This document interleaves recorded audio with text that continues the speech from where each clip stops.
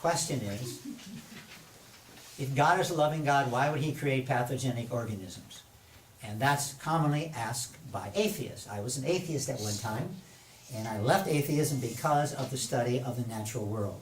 As you study the natural world, it screams everywhere that there's a creator, an intelligent creator. And therefore, I, as many others, I have a book coming out which basically says Science is the Doorway to Christianity. And they show indeed there are many people, and I only list like 50 in the book, but there are many people who become Christians as a result of studying the natural world. And it's a very important way of understanding God. After all, Romans 1:20 says what? The heavens declare the glory of God, and those who deny it are without excuse. Yes. And they're really without excuse at all. Okay, so why would God create pathogenic organisms? Well, he didn't. God saw everything was very good, and the fall caused corruption that affected the entire creation. Thus, we would expect an imperfect world, and that's what we see. And survival of the fittest, though, this is evolution. Evolution teaches the weak die, the strong survive, and bacteria are just another example.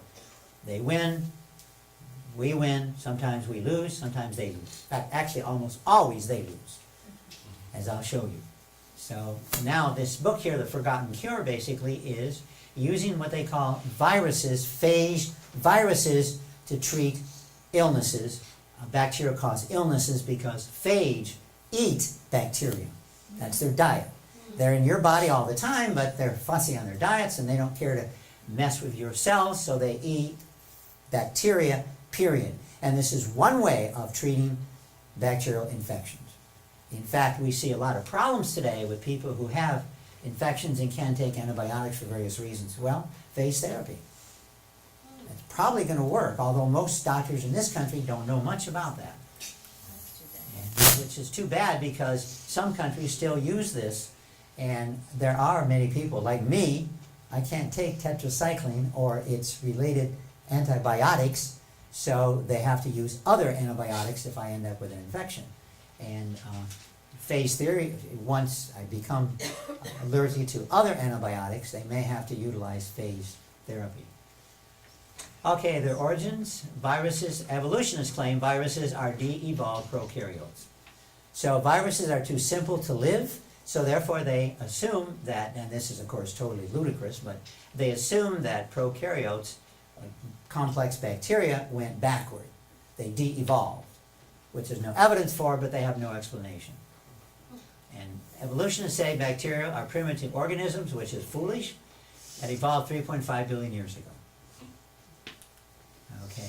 Bacteria, 99 point, and you can argue about the percent, but the vast majority are good. Harmful bacteria are rare, and newborn baby is sterile, and usually or close to sterile. And how do newborn babies become unsterile? Well, we all have an instinct to kiss newborn babies, and guess what happens? From our mouth, we kiss the baby, and the bacteria leave our mouth and go into the baby's mouth, and within a couple of days they end up in the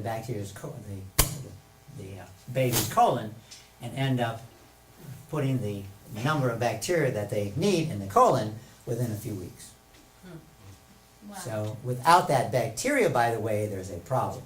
In fact, I've never heard of this condition. I guess it's possible, but since babies, we just all kiss them, even if they're not beautiful, we kiss them anyway. So when we kiss them, that's one way. And of course, our environment is filled full of bacteria, so that's one way they become exposed to bacteria. And you need bacteria in your colon. In fact, of the cells of your body, about 90% of the cells of your body are bacteria. You're more bacteria than you are you. And most of them, or many of them, are in the colon.